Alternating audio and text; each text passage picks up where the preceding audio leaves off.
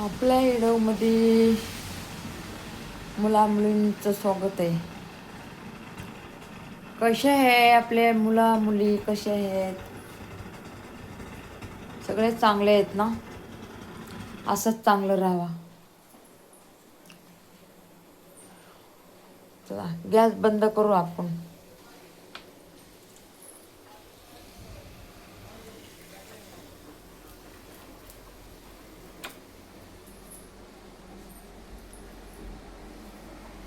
बघा, मी एक गोष्ट सांगते मुलांनो मुलींनो, ऐका जरा. एक गोष्ट कशी आहे बघा, म्हणजे चांगली आहे. ऐका तुम्ही ऐकतच नाहीत. तुम्ही दुसऱ्याचं आपलं व्हिडिओ बघताय. प्रिया आमचे व्हिडिओ बघत नाहीत, ऐकत नाहीत. आईचे व्हिडिओ बघावं लागतंय, ऐकावं लागतंय, तेव्हा आपल्याला कळतंय. बघा,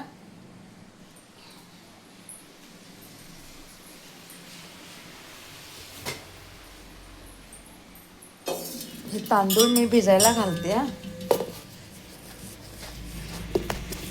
तांदूळ भिजायला घालते.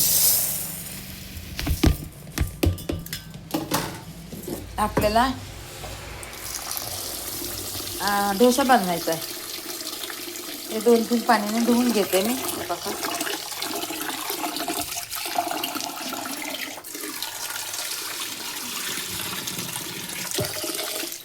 2-3 नाही, मी जास्तच पाण्याने धुणार आहे. मी एक तुम्हाला गोष्ट सांगणार आहे मुलींनो. मी गोष्ट सांगणार आहे बघा, ऐका. आईची गोष्ट ऐकायची, आवडून बघा तुम्हाला. बघा, एक शेतकरी असतो आणि त्याच्या शेतामध्ये भरपूर माल उगवतो. पण ही बिचारीचं नाही का, दोघं नवरा बायको शेत करत असतात ना, तर तिचा नवरा तिला सोडून जात असतो. मग हे काय होतं, एकलीच करते बघा, एकलीच शेताचा व्यवसाय करते. तर तिच्या शेतामध्ये हे असतं या फुलावर, कोबी, बटाटे, कांदे, वांगे, फुलावर अशी सगळं मेथी, शेपू, चुका, आंबट चुका तिच्या शेतामध्ये असतो. मग आता ते नवरा नसतो, नवरा गेलेला असतो तिला सोडून. तर मग ती बिचारी एकली काय करणार हो, एकली काय करणार. मग बघा, आणि लेकरू बाळ नसतंय, लेकरू बाळ नसतंय. तर बिचारी एकलीच असती, आईबापाकडे राहते. कधी आता शेत आहे म्हणून येत्या, शेतातलं पीक काढत्या सगळं, आणि बाजारात विकायला जाते. तिचा बी 40-45ची असते ती महिला. तर मग तिच्या शेतात लई जास्त पीक येतं बघा. मग ती विकायला जातीया. तर एक दुसरा तिच्या शेजारी बसलेला म्हणजे माणूस असतो 30-35 वर्षाचा. तर ते म्हणतो, हिच्याच भाज्या कशा काय विकतात, माझ्या भाज्या कशा काय विकत नाहीता. म्हणून त्याला लई राग येतं या त्या म्हातारीचा.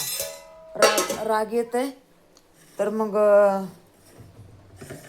बायकोला येऊन म्हणतंय, अगं मला त्या म्हातारीचा नाही का, माझ्या शेजारी म्हातारी बसती ना, तिचा मला लई राग येतं या. आणि ती म्हातारी काय करते या,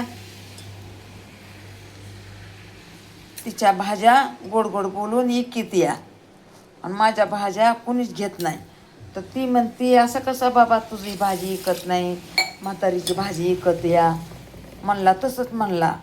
तर मग दोघं नवरा बायकोनं विचार केला, तिला नाही का काहीतरी खोड करायची. तर ती काय करते, भाज्या म्हातारी काढून दरवाजात ठेवते आतमध्ये, पाणी बिणी आणायला, का दिवसभर पाणी लागतंय ना. तर तोवर हे काय करते, तिच्या भाज्या बदली करते या. मोठं भाजीचं ताट स्वतः घेऊन जातं या, आणि त्याची खराब भाजी ठेवून जाते या, खराब भाजी ठेवून जाते. मग असं करून करून मग तिच्या खराब भाज्या कोणीच घेत नाही. सगळे म्हणते तर पहिल्या तर चांगल्या भाज्या होत्या, आता का अशा शिळ्या भाज्या यायला लागल्या तर. मग त्या म्हातारीला वाटतं असं कसं व्हायले, असं कसं व्हायले, माझ्या भाज्याचं ताज्या असत्यात आणि असं कशाने व्हायला लागले. म्हणून ती घाबरून जाते म्हातारी, घाबरून जाते.